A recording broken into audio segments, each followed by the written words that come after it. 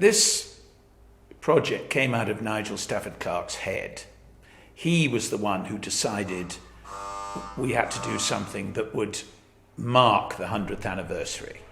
And although obviously next year is going to be the year of Titanic and everything's going to be reissued in 3D and colorized and Christ knows what, but nevertheless, we're the new one.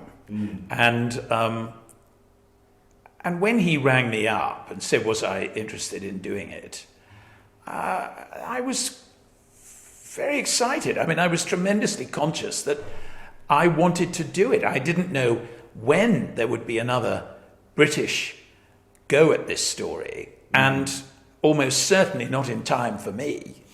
And so this was my chance of doing the Titanic story. And, I was very, very pleased and jumped at it. I mean, everything is a challenge in one way. I mean, you have a hit series. Oh, is the second going to be any good? There's never a moment when you think, well, that's all right now. And of course, there are people, just as there will be people who say, oh, the portholes in real life were half an inch wider or something. Next question. We're bound to get that. But I think we've striven to tell the truth. I think this is an attempt to show the life on the whole ship and in many, many different areas. And I think we've tried to tell it as truthfully as we can. And I think that in itself has a sort of validity, really. Lord Manton, the Earl of Manton, fictitious character,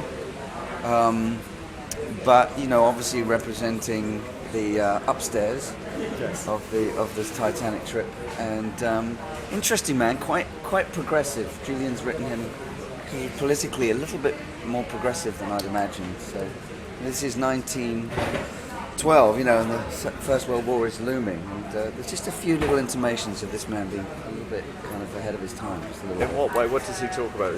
Well, he's sort of very mildly saying maybe we don't need empires anymore. Except one crowd. Except for our empire. That's great.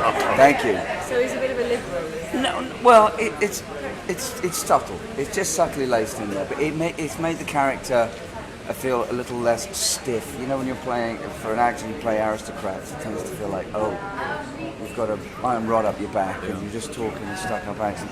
Made it very human and given him some few interesting ideas. Well, it's not been like any other TV I've ever done, which is interesting in itself. Just the structure, this amazing structure he's come up with, of 4 interconnecting episodes, 4 disasters on every night, and just keeping a track of it just over the course of a shoot is very complicated. More complicated than usual in the sense that you'll be walking up steps at the beginning of a scene, and then it's a good sort of 6 weeks before you do the rest of that scene, and it'll be from a totally different episode, and you're trying to keep a lot of that in your head, which on a movie is sort of easier because there's only one story being told. Yes. Here you're sort of telling 4 episodes simultaneously. It's just very easy to get lost in it. Well, she's great, Muriel Batley. Have you read the script, No, David? I haven't. No. I had a brief on what she's like. She sounds interesting. She's great. Yeah, she's really interesting. She's very strong. She's very feisty. She says what she thinks, many times when she shouldn't. And she's bright and she's clever.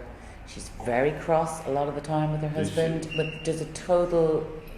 It's one of those, they've been married a long time and they're not very happy, and they've just sort of fallen into this pattern of behaviour that's kind of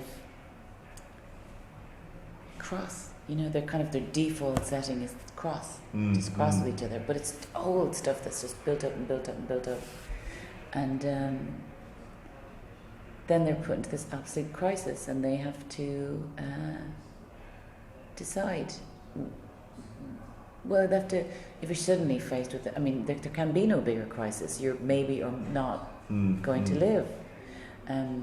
So they have to drop all the crap they're going on with and have a look at each other and go, well, we're not where we expected we would be 20 years ago when we started out on this marriage, but actually, you're a good man. I didn't make a mistake. I'm sorry I've been so narky for 20 years. It's that kind of, you know what I mean? Than never, then. Yeah, it's kind of. But what a time to have to resolve that sort of thing. Well, she just gets, you get a chance to kind of, you actually see through them. They actually stop and pause and kind of, you see their life flashback. They actually have a look at their lives because they're that age, I suppose. They're not the 20-year-olds just all rushing around. They're in their 40s and they're kind of like, wow, what's real and what isn't real? What's important and what isn't? Let's decide that before we see whether we're going to live or die. Yeah. Very interesting.